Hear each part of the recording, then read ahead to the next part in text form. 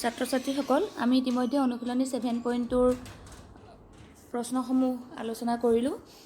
মই আগতে তোমালোকক কৈছিলোঁ যে 7.2 অনুশীলনীটোৰ আগত আমাৰ ত্ৰিভুজৰ সৰ্বসমতাৰ দুটা চৰ্ত আমি আলোচনা কৰিছিলোঁ। এতিয়া সৰ্বসমতাৰ যি চাৰিটা মুঠ চৰ্ত আমি আৰম্ভণিতে আলোচনা কৰিছিলোঁ, চাৰিটা চৰ্তৰ বাকী থকা দুটা চৰ্ত আমি এতিয়া এই অনুশীলনীত ব্যৱহাৰ কৰিম। আমি ইতিমধ্যে যি চাৰিটা চৰ্ত প্ৰথম আলোচনা কৰিছিলোঁ ত্ৰিভুজ পাঠটোত, তাৰে ভিতৰত বাকুবা আৰু কুকুবা বা কুবাকো এই দুটা চৰ্ত আমি অংকত ব্যৱহাৰ কৰিলোঁ অনুশীলনী 7.1 আৰু 7.2ত। এতিয়া বাকী যি দুটা চৰ্ত আছিলে, এটা আছিলে বাহু বাহু বাহু বা বাবা বা, আৰু এটা আছিলে সমকোণী ত্ৰিভুজৰ ক্ষেত্ৰত সকবা বা সমকোণ কৰ্ণবাহু।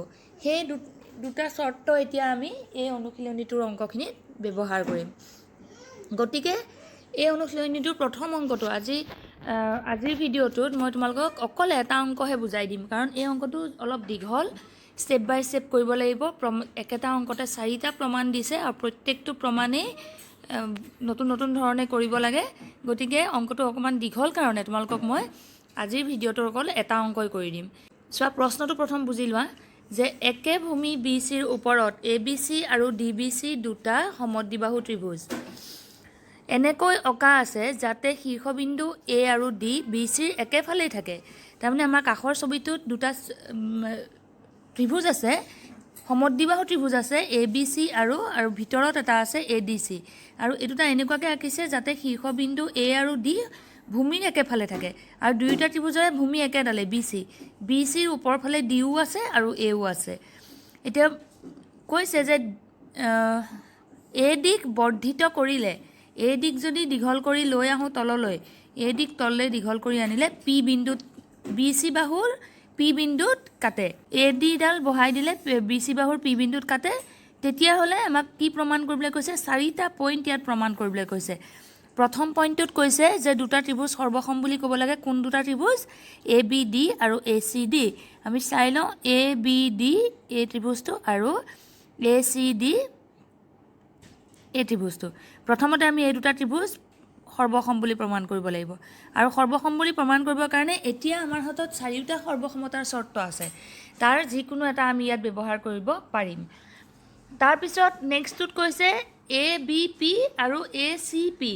এ বি পি আৰু এ চি পি ত্ৰিভুজ দুটা কোন দুটা? আমি প্ৰথম চাই লওঁ এ বি পি এই ডাঙৰ ত্ৰিভুজটো আৰু এ চি পি এই ডাঙৰ ত্ৰিভুজটো। গতিকে এই দুটা ত্ৰিভুজো সৰ্বসম বুলি প্ৰমাণ কৰিব কৈছে।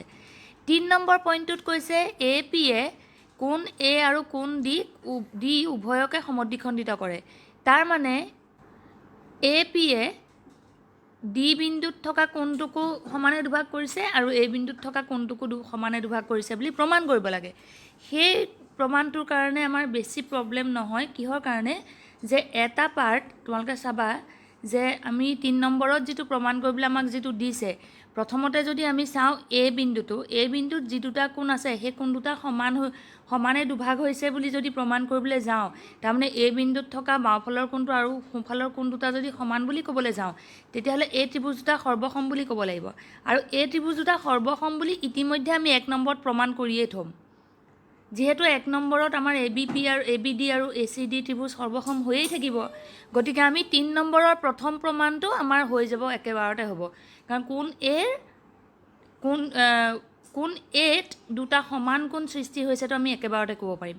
কিন্তু যিটো পিছৰ পাৰ্ট কোণ ডিটো সমানে দুভাগ হৈছে বুলি ক'ব লাগে, তাৰ মানে কি এই ডি বিন্দুত যি দুটা কোণ আছে সেই কোণ দুটাও সমান বুলি ক'ব লাগিব, আৰু সেই দুটা কোণ সমান বুলি ক'বৰ কাৰণে আমাৰ এই ত্ৰিভুজ দুটা সৰু ত্ৰিভুজ দুটা সৰ্বসম বুলি কৈ ল'ব লাগিব, যিটো আমি ইতিমধ্যে কৰা নাই। তাৰমানে ডি বি পি আৰু ডি চি পি এই ত্ৰিভুজ দুটা সৰ্বসম বুলি ক'ব পাৰিলেহে আমি কোণ ডিটোক সমানে দুভাগ হৈ আছে বুলি ক'ব পাৰিম। গতিকে এই 3 নম্বৰ পইণ্টৰ প্ৰথম পাৰ্টটো ঠিকেই একেবাৰতে ওলাব, কিন্তু পিছৰ পাৰ্টটোৰ কাৰণে আমি দুটা ত্ৰিভুজ সৰ্বসম বুলি প্ৰমাণ কৰি ল'ব লাগিব। হ'ল। তাৰপিছত 4 নম্বৰটো চোৱা। 4 নম্বৰটোত কৈছে এ পি বি চি লম্ব সমদ্বিখণ্ডক। এতিয়া ইয়াতে দুটা শব্দ আছে, এটা লম্ব এটা সমদ্বিখণ্ডক। তাৰমানে এ পিডালে বি চিক লম্বভাৱে সমানে দুভাগ কৰে। প্ৰথমতে আমি সমানে দুভাগ কৰেটো উলিয়াই ল'ম। সমানে দুভাগ কৰে মানে বি পি আৰু চি পি সমান বুলি ক'ব লাগে। আৰু বি পি আৰু চি পি সমান আমি ডাইৰেক্ট ক'ব পাৰিম, যিহেতু আমি এ বি পি ত্ৰিভুজ আৰু এ চি পি ত্ৰিভুজ সৰ্বসম বুলি 2 নম্বৰত কৈ আহিম। 2 নম্বৰত আমি যি দুটা ত্ৰিভুজ সৰ্বসম বুলি প্ৰমাণ কৰিম, তাৰ পৰা direct C P C T মতে বি পি আৰু চি পি সমান হ'ব। আৰু বি পি আৰু চি পি সমান মানেই এ পিডাল বি চিৰ সমদ্বিখণ্ডক হ'ব, সেইটো ঠিক আছে। কিন্তু লম্বটো প্ৰমাণ কৰিবৰ কাৰণে আকৌ আমি অকণমান কাম কৰিব লাগিব। কেলৈ যে লম্ব কেতিয়া হয়, লম্ব হ'বৰ কাৰণে যদি এ পিডাল বি চিৰ ওপৰত লম্ব হ'বলৈ হয়, তেতিয়াহ'লে পি বিন্দুত দুটা 90 ডিগ্ৰী কোণ উৎপন্ন হ'ব, হয়নে? 90 ডিগ্ৰী কোণ উৎপন্ন হৈছে বুলি আমি দেখুৱাব পাৰিব লাগিব, বা বি পি এ কোণটো বা বি পি ডি কোণটো আমি 90 ডিগ্ৰী বুলি দেখাব পাৰিব লাগিব। গতিকে সেইটো দেখাবৰ কাৰণে খালি আমি কি কৰিব লাগিব, এই যে 3 নম্বৰত যে আমি সৰু ত্ৰিভুজ দুটা সৰ্বসম বুলি প্ৰমাণ কৰিম, ডি বি পি আৰু ডি চি পি, বা আমি 2 নম্বৰত এ বি পি আৰু এ চি পি এই ত্ৰিভুজ দুটা সৰ্বসম বুলি প্ৰমাণ কৰিছিলোঁ নাই, কৰিম নাই? সেই প্ৰমাণ কৰাৰ পিছত ত্ৰিভুজ দুটা যেতিয়া সৰ্বসম বুলি প্ৰমাণ হ'ব, তেতিয়া পি বিন্দুৰ এই কোণ দুটা চি পি চি টি মতে সমান হ'ব। পি বিন্দুত দুফালে থকা দুটা কোণ চি পি চি টি মতে সমান হ'ব। এটা কোণ আছে সোঁফালৰ ত্ৰিভুজত, এটা কোণ আছে বাওঁফালৰ ত্ৰিভুজত। গতিকে চি পি চি টি মতে পি বিন্দুত থকা কোণ দুটা সমান হ'ব। কিন্তু চিত্ৰত আমি কি দেখিছোঁ, পি বিন্দুত 180 ডিগ্ৰী কোণ উৎপন্ন হৈছে নাই? এইটো সৰল কোণ হয়নে নহয়? বি পি চি সৰল কোণ হয়নে নহয়? গতিকে পি বিন্দুত 180 ডিগ্ৰী কোণ উৎপন্ন হৈ আছে। আৰু 180 ডিগ্ৰী কোণটো যদি এফালে এটা সমান কোণ, সিফালে এটা সমান, দুইটা কোণ যদি সমান থাকে, তাৰমানে কিমান থাকিব লাগিব? 90 থাকিব লাগিব।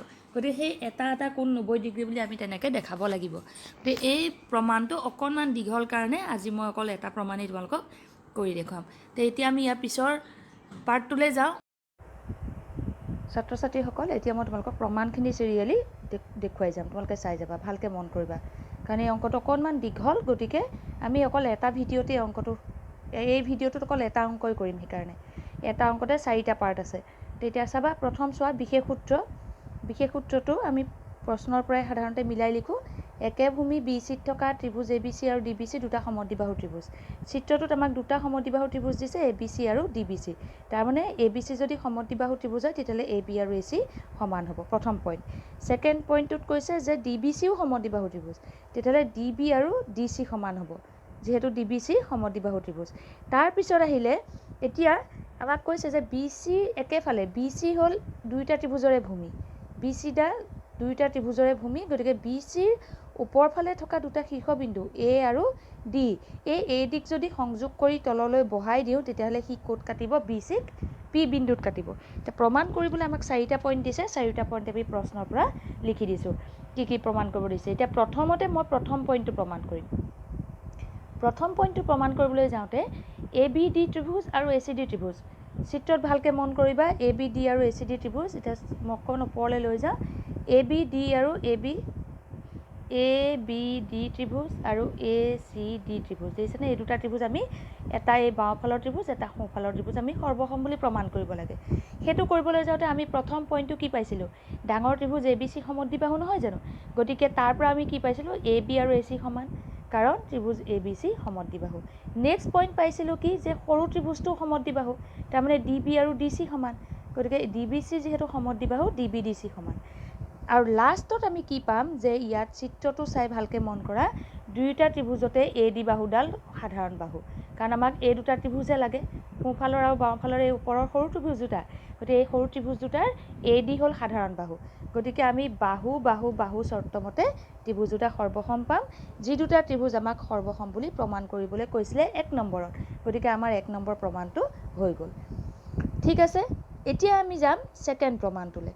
ছেকেণ্ড প্ৰমাণটোত চিত্ৰটো লাগিব, সেইবাবে মই গোটেই পেজটো একেলগে লৈছোঁ। ছেকেণ্ডটোত চাবা, আমি কি কৰিম, প্ৰথম চাই লওঁ ছেকেণ্ড পইণ্টটোত আমাক কোন দুটা ত্ৰিভুজ সৰ্বসম বুলি প্ৰমাণ কৰিব কৈছে? এ বি পি আৰু A C P, A B P A C P. আমি অকণমান ওপৰলৈ যাম, চিত্ৰটো এতিয়া লগত ৰাখি, A B P A C P চাওঁচোন, এ বি পি আৰু এ চি পি, হয়নে? এই দুটা ত্ৰিভুজ, এইবাৰ অকণমান একে, বাওঁফালৰ ডাঙৰ ত্ৰিভুজটো আৰু সোঁফালৰ ডাঙৰ ত্ৰিভুজটো, এই দুটা সৰ্বসম বুলি ক'ব কৈছে। এই দুটাটো এতিয়া আমি আকৌ একেধৰণে চাওঁচোন, এ বি এ চি সমান, কাৰণ ডাঙৰ ত্ৰিভুজটো সমদ্বিবাহু হয়নে, গতিকে প্ৰথম পইণ্ট পাই গ'লোঁ। ছেকেণ্ড পইণ্টত আমি কি কৰিম, সমদ্বিবাহু ত্ৰিভুজৰ এটা ধৰ্ম আছিল যে সমান বাহুৰ বিপৰীতে থকা কোণ দুটা সমান, তেতিয়াহ'লে বি কোণ আৰু চি কোণ সমান হ'ব। ইয়াত বি কোণ বুলি ক'লে আমাৰ বি বিন্দুত দুটা কোণ আছে, চি বিন্দুটো দুটা কোণ আছে। যিহেতু আমি বি কোণ বুলি গোটেই ডাঙৰ কোণটোৰ কথা কৈছোঁ, লিখোঁতে আমি কি লিখিম, এ বি চি কোণ, এ বি পি লিখিছোঁ কাৰণ আমি এই ছাইডৰ সৰু ত্ৰিভুজ দুটাহে লৈছোঁ। গতিকে এ বি পি কোণ আৰু এ চি পি কোণ, এ বি পি কোণ আৰু এ চি পি কোণ, তাৰমানে এই বি কোণটো আৰু চি কোণটো সমান। এইটো হ'ল সমদ্বিবাহু ত্ৰিভুজৰ ধৰ্ম। গতিকে আমি এযোৰ কোণ সমান পালোঁ। 3 নম্বৰত আৰু এযোৰ কোণ সমান বুলি লিখিছোঁ। কি লিখিছোঁ বাৰু, চিত্ৰটোত মিলাই চোৱাচোন। B A P C A P, B A P তাৰমানে ওপৰৰ কোণটো আৰু চি এ পি সেই ওপৰৰ কোণটো, অৰ্থাৎ এ বিন্দুত উৎপন্ন হোৱা দুটা কোণ, এটা সোঁফালৰ কোণ এটা বাওঁফালৰ কোণ। এই বিন্দুত দুটা কোণ উৎপন্ন হৈছে নাই, এই কোণ দুটা সমান বুলি লিখিছোঁ। কি ভিত্তিত লিখিলোঁ চোৱাচোন, একৰ পৰা চিপি মতে। একত আমি কি কৈছিলোঁ, এই সৰু ত্ৰিভুজ দুটা সৰ্বসম নাছিল জানো, এই সৰু ত্ৰিভুজ দুটা যেতিয়া সৰ্বসম বুলি 1 নম্বৰত আমি প্ৰমাণ কৰিছিলোঁ, তেতিয়াহ'লে সেই চিপি মতে এই বিন্দুত থকা কোণ দুটা সমান হ'ব নাই, বাওঁফালৰটোৰ লগত সোঁফালৰটো। গতিকে সেই 1 নম্বৰ পইণ্টটোৰ পৰা আমি এটা কথা ইউজ কৰিলোঁ, ব্যৱহাৰ কৰিলোঁ কি, যে এই বিন্দুত থকা সোঁফালৰ আৰু বাওঁফালৰ কোণ দুটা সমান হ'ব। তেতিয়াহ'লে সেই ডাঙৰ এ বি পি ত্ৰিভুজৰ ক্ষেত্ৰত এ বি বাহু আৰু বি কোণ আৰু এ কোণ কাৰ লগত সমান হ'ল, এ চি বাহু এ কোণ আৰু এইফালে চি কোণৰ লগত সমান হ'ল। তেতিয়াহ'লে কোণ বাহু কোণ আৰু এইফালেও কোণ বাহু কোণ স্বীকাৰ্যমতে কি হ'ব, ত্ৰিভুজ দুটা সৰ্বসম হ'ব। গতিকে আমি সেই যি দুটা ডাঙৰ ত্ৰিভুজ সোঁফালে বাওঁফালে লৈছিলোঁ, সেই দুটা ত্ৰিভুজো আমাৰ সৰ্বসম হ'ল। আমাৰ 2 নম্বৰ প্ৰমাণটো আমাৰ হৈ গ'ল, এই দুটা ত্ৰিভুজ সৰ্বসম বুলি ক'ব পাৰিলোঁ। প্ৰথমতে আমি সৰু ত্ৰিভুজটো সৰ্বসম ক'লোঁ, 1 নম্বৰত বাহু বাহু বাহু স্বীকাৰ্য। ছেকেণ্ড, ডাঙৰ ত্ৰিভুজটো সৰ্বসম ক'লোঁ, ডাঙৰ ত্ৰিভুজ দুটা কি স্বীকাৰ্য, কোণ বাহু কোণ স্বীকাৰ্য। আমাৰ দুটা প্ৰমাণ হ'ল। এতিয়া আমি 3 নম্বৰ প্ৰমাণটো আমাক কি দিছিলে চোৱা, কোণ এ আৰু কোণ ডি এ পি এ সমানে দুভাগ কৰিছে বুলি প্ৰমাণ কৰিব লাগে। যে এ পি ডাল যে আঁকিছিলোঁ, এ পি ডালে এ কো সমানে দুভাগ কৰিছে, ডি বিন্দুত থকা কোণটোকো সমানে দুভাগ কৰিছে। সেইটো আমি ইতিমধ্যে পাইছোঁৱেই যে এ বিন্দুত থকা কোণটোক সমানে দুভাগ কৰিছে। সেইটো ক'ৰ পৰা পাইছোঁ, 1 নম্বৰত যি দুটা ত্ৰিভুজ সৰ্বসম বুলি কৈছিলোঁ, তাৰ পৰা আমি এই ছেকেণ্ড প্ৰমাণটো কৰোঁতে সেইটো লিখিছিলোঁৱে যে এ বিন্দুত থকা সোঁফালে আৰু বাওঁফালে থকা দুটা কোণ সমান। গতিকে সেই 3 নম্বৰৰ প্ৰথম প্ৰমাণটো এই 2 নম্বৰতে লিখি থোৱা বাক্যটোৱেই হৈ যাব। সেইটো আমি 3 নম্বৰত আকৌ একেধৰণে লিখি দিম। কিন্তু পিছৰ যিটো পাৰ্ট প্ৰমাণ কৰিবলৈ দিছে, 3 নম্বৰত যিটো পিছৰ পাৰ্ট প্ৰমাণ কৰিবলৈ দিছে, সেইটোৰ কাৰণে কিন্তু আমি এক্সট্ৰা কাম এটা কৰিব লাগিব। ডি বিন্দুত থকা কোণ দুটা সমান বুলি প্ৰমাণ কৰিবলৈ হ'লে, এই ডি বিন্দুত থকা সোঁফালৰ কোণটো আৰু বাওঁফালৰ কোণটো যদি সমান বুলি, এই কোণ দুটা যদি সমান বুলি ক'বলৈ হয়, তেতিয়াহ'লে আমি কি কৰিব লাগিব, এই তলৰ ত্ৰিভুজ দুটা আমি সৰ্বসম বুলি প্ৰমাণ কৰিব লাগিব। অৰ্থাৎ কোন দুটা ত্ৰিভুজ, ডি বি পি ত্ৰিভুজ আৰু ডি চি পি ত্ৰিভুজ সৰ্বসম বুলি প্ৰমাণ কৰিব পাৰিলেহে আমি কি বুলি ক'ব পাৰোঁ, ডি বিন্দুত থকা এই কোণ দুটা সমান বুলি ক'ব পাৰিম।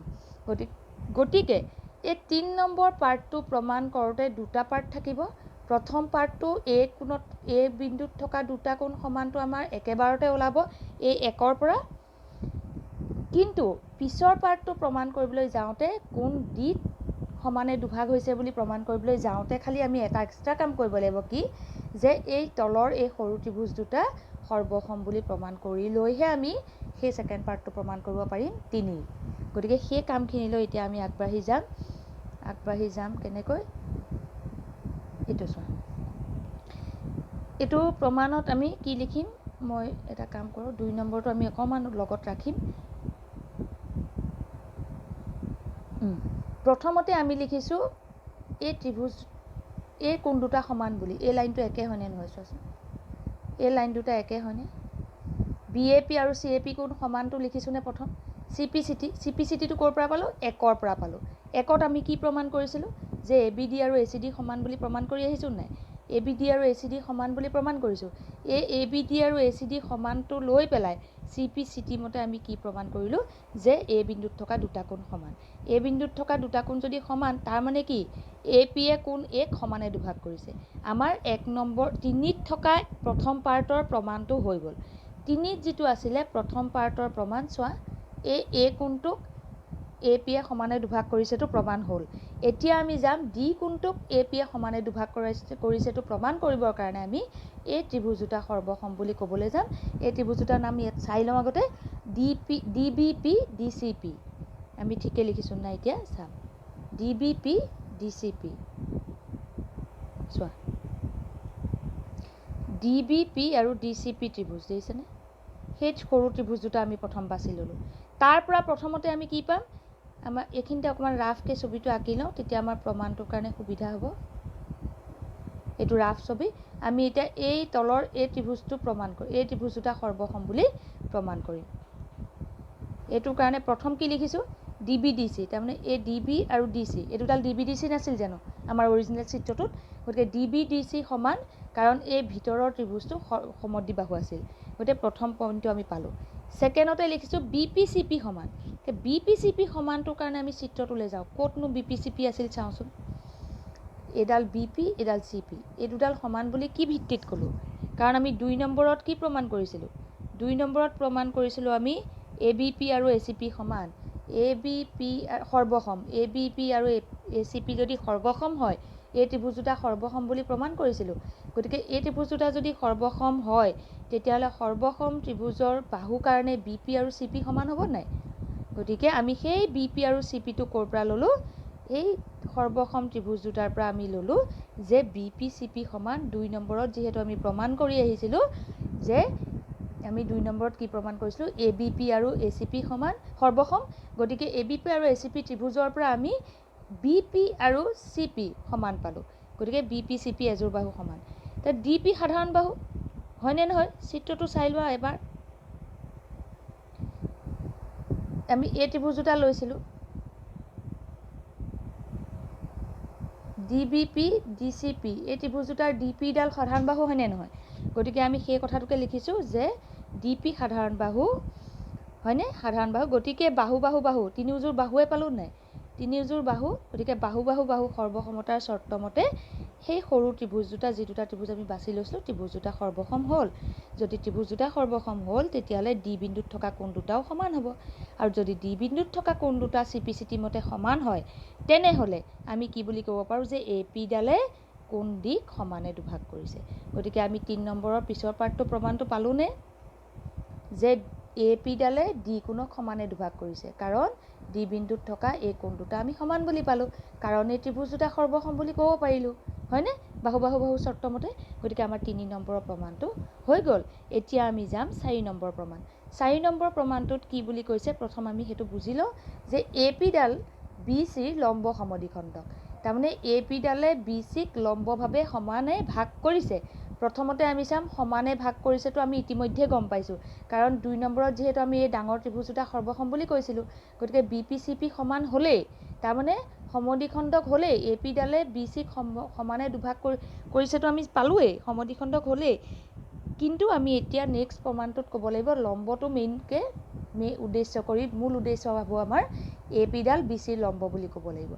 APডাল BCৰ লম্ব বুলি প্ৰমাণ কৰিবলৈ যাওঁতে আমি কি কৰিম এইখিনিতে এটা কাম কৰোঁ তোমালোকক মই ছবিটো টানি টানি দেখুৱাই থাকিব লগা হ'লে দিগদাৰী হয় গতিকে 4 নম্বৰ প্ৰমাণটো মই ছবিটোৰে সৈতে তোমালোকক বেলেগকৈ প্ৰমাণটো কৰি দেখুৱাওঁ। 4 নম্বৰটোত প্ৰমাণ কৰিব লাগে কি যে APডালে BCক লম্বভাৱে সমানে দুভাগ কৰে। প্ৰথম আমি সমানে দুভাগ কৰেটো লিখি ল'ম আমি 2 নম্বৰ যিটো প্ৰমাণ কৰিছিলোঁ 2 নম্বৰ প্ৰমাণত আমি দুটা ত্ৰিভুজ সৰ্বসম বুলি প্ৰমাণ কৰিছিলোঁ কোন দুটা ত্ৰিভুজ 2 নম্বৰ প্ৰমাণত আমি কৰিছিলোঁ যে ABP ত্ৰিভুজ আৰু ACP ত্ৰিভুজ সৰ্বসম হয়নে আৰু যদি ABP ত্ৰিভুজ আৰু ACP ত্ৰিভুজ সৰ্বসম হয় তেতিয়াহ'লে CPCT মতে BP আৰু CP সমান হ'ব নাই গতিকে সেইটো প্ৰথম লিখি ল'লোঁ যে BPCP সমান আৰু এই BPD তাৰমানে এই কোণটো আৰু এই কোণটো সৰ্বসম সমান হ'ব নাই কাৰণ CPCT মতে এই ত্ৰিভুজ দুটা সৰ্বসম মানে তাৰ এই কোণ দুটাও সমান, গতিকে এই দুটা আমি পালোঁ CPCT মতে। ঠিক আছে, এতিয়া চিত্ৰৰ পৰা আকৌ কি পাইছোঁ আমি? চিত্ৰত আমি BPC কোণটো কি কোণ পাইছোঁ বাৰু?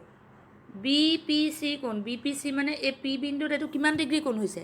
180 ডিগ্ৰী কোণ, সৰল কোণ। গতিকে BPC কোণটো চিত্ৰৰ পৰা দেখিলোঁ যে 180 ডিগ্ৰী, আৰু BPC কোণটোত দুটা কোণ জইন হৈ আছে। কি কি কোণ? BPD কোণ আৰু CPD কোণ। এই P বিন্দুত দুটা কোণ আছে নহয়, গতিকে সেই দুটা কোণ আমি লিখি ল'লোঁ। BPD কোণ এইটো এটা, আৰু এইফালে CPD কোণ এইফালে এটা, এই দুটা কোণ লিখি দিলোঁ। BPD ঠিকে লিখিলোঁ, CPD ঠাইত BPD লিখিলোঁ। কিয়? CPD আৰু BPD সমান নহয় জানো? গতিকে CPDটোৰ ঠাইত BPD লিখি দিলোঁ। এটা BPD আৰু এটা BPD, দুটা BPD গোট খাই যাব নাই? 2 × BPD হ'ব। 2 কোণ BPD সমান 180 ডিগ্ৰী। কোণ BPDটো এইফালে ৰাখি থোৱা, 2টো সিফালে লৈ যোৱা, তাৰমানে 180 ডিগ্ৰী ডিভাইডেড বাই 2 হ'ব। আৰু এই ডিভাইডেড বাই 2টো মোৰ ইয়াত কিপেডত আনিবলৈ প্ৰব্লেম কাৰণে মই তাৰ সলনি কি লিখিছোঁ? ½ × 180 ডিগ্ৰী। আৰু ½ × 180 ডিগ্ৰী মানে 2ৰে 80 ডিগ্ৰীত কিমান বাৰ যাব? 90 বাৰ যাব। গতিকে আমাৰ আনচাৰটো হ'ব 90 ডিগ্ৰী। গতিকে আমি কি পামগৈ আল্টিমেটলি? কোণ BPDটো, কোণ BPD মানে পাম 90 ডিগ্ৰী। আৰু যদি BPD 90 ডিগ্ৰী হয়, CPDও 90 ডিগ্ৰী হ'ব, অৰ্থাৎ APডাল BCৰ ওপৰত লম্ব হ'ব। গতিকে এটা পইণ্ট পালোঁ আমি যে APডাল BCৰ ওপৰত লম্ব, আৰু এটা পইণ্ট পালোঁ BP আৰু CP সমান। এই দুইটা পইণ্ট লগ লগাই আমি ক'ব পাৰোঁ কি? APডাল BCৰ লম্ব সমদ্বিখণ্ডক, মানে লম্বভাৱে সমানে দুভাগ কৰে। হ'ল? গতিকে এইখিনিয়ে হ'ল 1 নম্বৰ প্ৰশ্নটোৰ প্ৰমাণ। গতিকে আমি এই এটা অংকৰ দ্বাৰাই আজিৰ ভিডিঅ'টো শেষ কৰিলোঁ। ঠিক আছে, থেংক ইউ।